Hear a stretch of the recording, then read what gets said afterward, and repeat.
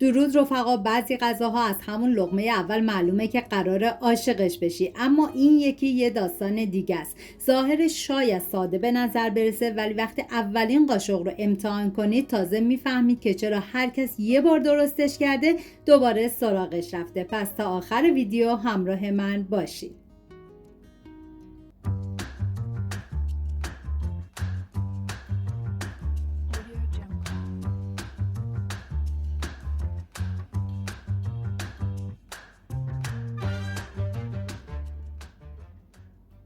نیاز به 4 عدد بادمجون داریم که طبق ویدیو خورد کنید. بادمجونی که استفاده میکنید اگه نیاز به گرفتن تلخی داشت، به هر روشی که راحت هستید تلخی بادمجون رو بگیرید.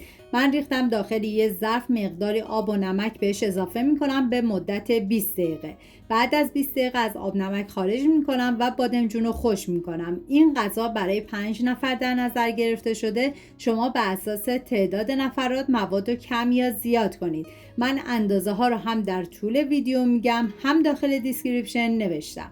داخل تابه مقداری روغن میریزم و زمان میدم تا روغن کاملا داغ شه. یک قاشق غذاخوری آرد بهش اضافه میکنم. این کار باعث میشه که روغن کمتری جذب بشه و مقداری زردچوبه میریزم که باعث خوش رنگتر شدن بادمجون بشه و بادمجونا رو میذارم داخل روغن و من چون بادمجونا زیاد بود توی 2 مرحله سرخ کردم و بعد از سرخ شدن از روغن خارج کردم. نیاز به 3 عدد پیاز داریم که به صورت خلالی خورد میکنم. اگر از غذاهای تکراری خسته شدیم بهتون پیشنهاد میکنم حتما این پوره بادمجون رو امتحان کنیم. مطمئنم هر کی بخوره عاشقش میشه. پیازها رو بدون اینکه روغنی اضافه کنم میریزم داخل تابه. مقداری آب جوش بهش اضافه میکنم و سر تابه رو میذارم به مدت 5 دقیقه با حرارت کم تا پیازها نرم بشن.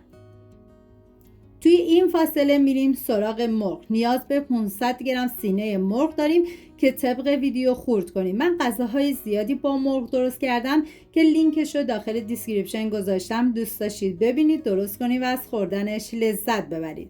داخل تابه مقداری روغن ریختم. بعد از داغ شدن من مرغ‌ها رو با کمی زردچوبه و نمک مزه‌دار کردم و میریزم داخل تابه. هم میزنم، زمان میدم تا مرغ کمی سرخ بشه.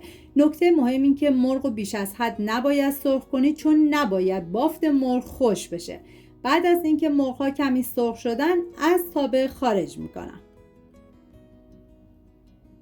بعد از اینکه پیازها نرم شدن نوبت اضافه کردن ادویه‌ها هست. شامل زردچوبه، پودر تخم گشنیز، فلفل سیاه، ادویه کاری، پودر سیر و نمک. مقدار پودر سیر توی این غذا نسبت به بقیه ادویه‌ها بیشتره. حتی شما میتونید پودر سیر رو حذف کنید، به جاش از سیر تازه رنده شده استفاده کنید. نیاز به 1 قاشق غذاخوری سرپر رب گوجه فرنگی داریم. به پیاز اضافه میکنم و مقداری آب جوش میریزم. این کار باعث میشه که رنگ رب تو غذا خیلی خوش رنگ تر بشه. حتی شما میتونید به جای رب گوجه فرنگی 2 عدد گوجه فرنگی رو پوره کنید و به پیاز اضافه کنید. نصف لیوان آب جوش میریزم، هم میزنم تا سس کمی رقیق بشه و بعد از رقیق شدن بادمجون‌های سرخ شده رو بهش اضافه میکنم. واقعا من هرچی از عطر و طعم خوشمزگی این غذا بگم کمه. جای تک تک شما عزیزان خالی. بعد از اینکه بادمجون اضافه کردم سر تابه رو میذارم به مدت 15 دقیقه و بعد از 15 دقیقه با استفاده از گوشت‌کوب دستی بادمجون رو له میکنم. به هیچ عنوان سعی کنید از گوشت‌کوب برقی استفاده نکنید. بعد از اینکه بادمجون رو له کردم مرغ‌های سرخ شده رو بهش اضافه میکنم. ترکیب پوره لطیف بادمجون با مرغ سرخ شده یه طعم فوق‌العاده خوشمزه و دلچسب ساخته که هر لقمه‌اش لذت بخشه. نمک هم تو همین مرحله تست کنید. اگه دیدی که نمکش کمه دوباره مقداری نمک بهش اضافه کنید. 1 لیوان نصفی آب جوش میریزم و به مدت نیم ساعت دیگه میذارم این غذا بپزه و جا بیفته.